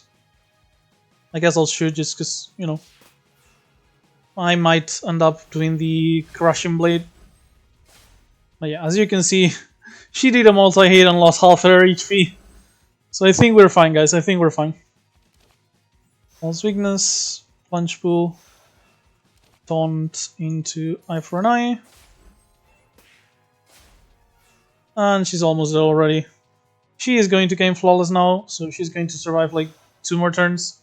But on the second turn, she's used that. Actually, does this flawless end on the start of her turn or on the end? Because if it ends before she attacks us, the flawless was actually entirely useless. Let's see it. Okay. Ah, yeah, she's dead. She's dead. Poor Remy. Kind of bullied her. And out of these, the kimono is the Miko custom is the obvious winner. Just going to be like 6 to 10 block every turn at a minimum. Okay, none of these are interesting, I think. Meltdown, not really interesting, but still good. Definitely better than not having it. So I guess this is it. If she gets bow first turn, it will at least help us exile some of the bow garbage. Kinda considering the Takumi Nakata here, just for the just so I can play massive Crimson Energy releases. And you know, the Spirit is helpful for all my defense game. I think it's good enough to pick up, honestly. None of these are like super interesting. Maybe the robot model for the same reason. So this is like 311, leaves me with 120 something. 126, so that's a removal here. And then upgrade the gap for the Takumi Nakata. So yeah, this is the play, I think.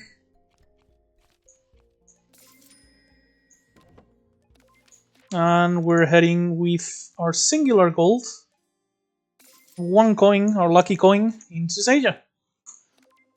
Which, you know, is often hard combat for purely defensive decks, because she just gets to set up all her items and stuff.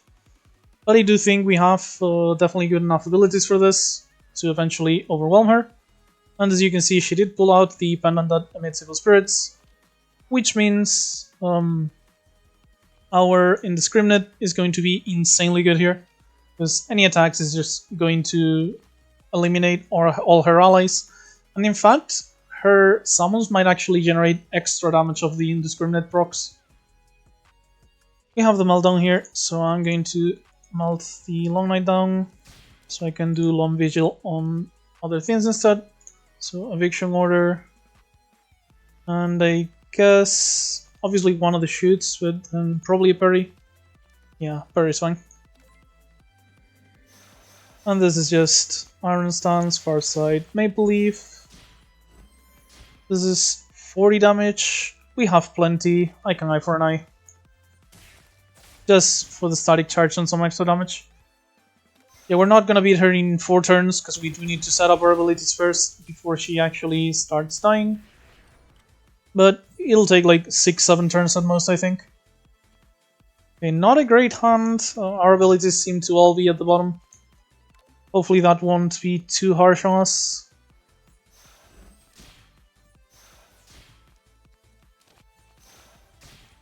Let's taunt her, both for the debuffs and, you know, more damage on her.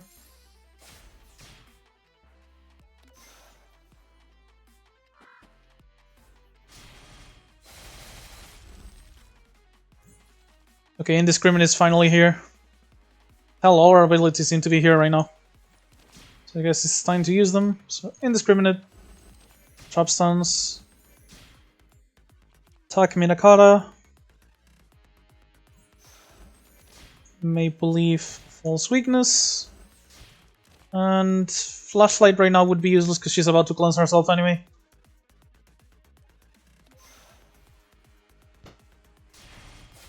Okay, and yeah, now we should start dealing a lot of damage every turn.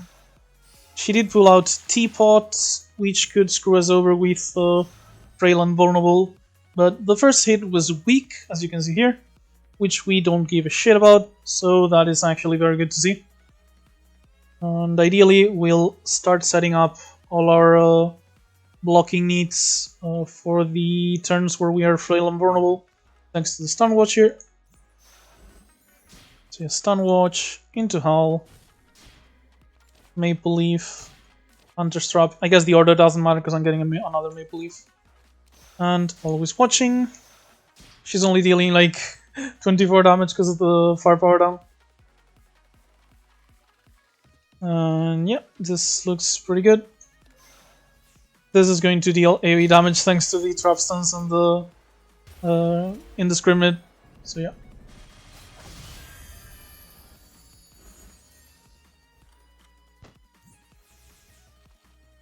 Okay, very late fake opening sadly, but at least it did come. I'm gonna Maple Leaf for the Hunter's Trap. Farsight, and I guess draw last is not a good idea, but whatever. Flashlight, and I have 46 Reflection, so I think this is worth using. Then Boundary, Spirit News. And let's see what happens.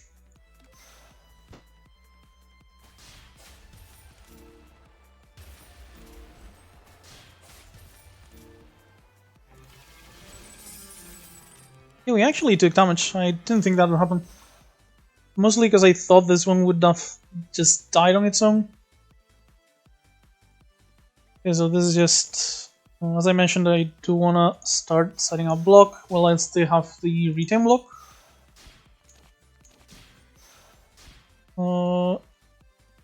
Spell Guardian right now feels kind of pointless because she's about to cleanse, so I'll probably do it next turn.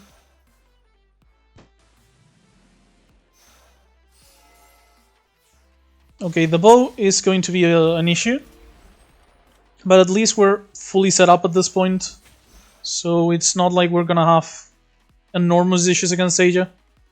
The vulnerable is a big one though, and the frail as well.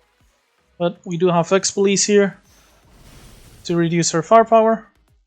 And the Sunflower Fairy, despite what it looks like, won't actually get to attack us, because they're just going to proc Indiscriminate and kill her. So yeah, False Weakness, Plunge. And I think I'm actually able to just go for Eye for an Eye here. Get rid of that. And yeah. I do think we should be fine, mostly. We're not in a perfect position, but all our setup means that she's going to die rather swiftly, I think. Plus we did draw a taunt here, which does help a lot.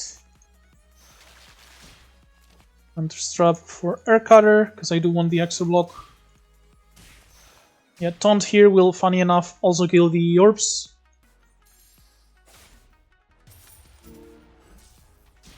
I should have taunted before the Air Cutter, in fact. I did miss that. It's only like 5 damage difference, but 5 damage might be the difference maker in the end. Okay, so just so I don't have to start getting rid of these later, I'm just gonna use one of them now, because I'm starting to retain too many cards. And yeah, we are not taking damage this turn yet, but we are losing a chunk of area. She's at 200 at this point. And she's pulling her 4th item, which is very scary at this point. But at the very least, we are almost done with her. And we did draw the Eye for an Eye. So we get to just Dragon Palace. We'll get rid of Umumar. The other two are not amazing, but they're definitely good enough. Fuck! This is why I wanted to get rid of the Maple Leafs. I missed the draw here because I had way too full a hand. I should have just paid attention. Let's just use these. The AoE will not kill the Tengu, but we'll leave it very low. And she's at 24, so actually the Tengu attacking us is going to activate Indiscriminate and end the combat. So we have already won. Goodbye, Seiya. Momiji B does it. Pretty effort. Oh fuck! I forgot she gets very. It's not good enough. It's very close, but it's not good enough. Okay, it's 3 HP. Just 3 HP. It's fine. It's fine. It's fine. We got to just plunge full, and she will die when she first attacks. Oh, she dies off of this. Okay. Got scared for a second there, but we're completely fine. Overconfidence is a slow intensity killer in my voice. And yeah, that's pretty much the perfect Momiji B run. Only thing I kinda missed was not getting Tireless Guard, which would have made this quite the cakewalk.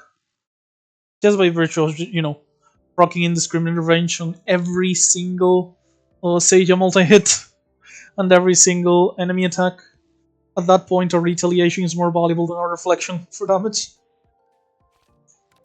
But yeah, as you can see, we ended up fine. The run was honestly pretty effortless. We started out pretty well with the early trap stuns into fake opening. This made the core of our early offense. Then we just found a taunt and a bunch of good strong defense. And after that, it was just adding quality cards to the deck without adding garbage. Sadly, we were a bit low on card draw for several reasons. But in the end, we're mostly fine. So yeah, not unhappy how the run went. Not at all. That's a perfect incident resolved. And I think a very good showcase of what Momiji B can actually afford to do here. So yeah, that was it for today. As far as I remember, Intoxicated Kid did mention on the Discord that the next Aya update might actually take a while, because when he fixes her up to actually work on the beta, he doesn't want to make a patch just to fix her up, so next patch will be actually rather sizable and be more Aya content rather than just a fix so she works on the beta. So yeah, the Aya A video might take a while, but once it comes, it'll have, ideally it will showcase the new content. So yeah, that's about it. Other than that, as I mentioned on the last video, probably taking a break for the rest of this week. I don't think I'll do any videos even on the weekend.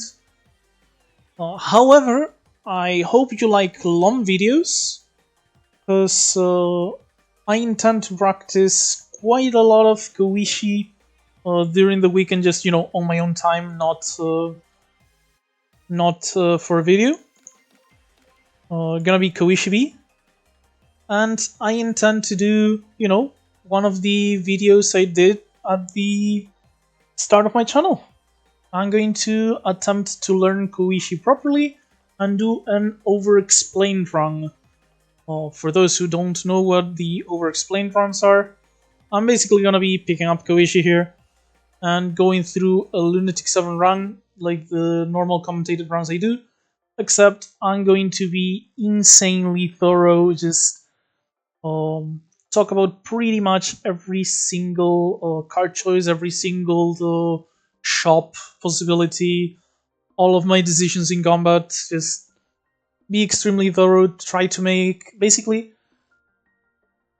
it'll be a lot less entertaining content and more didactic, like teaching content for people who want to learn to, play the character. That's why, in part, I'm taking a break.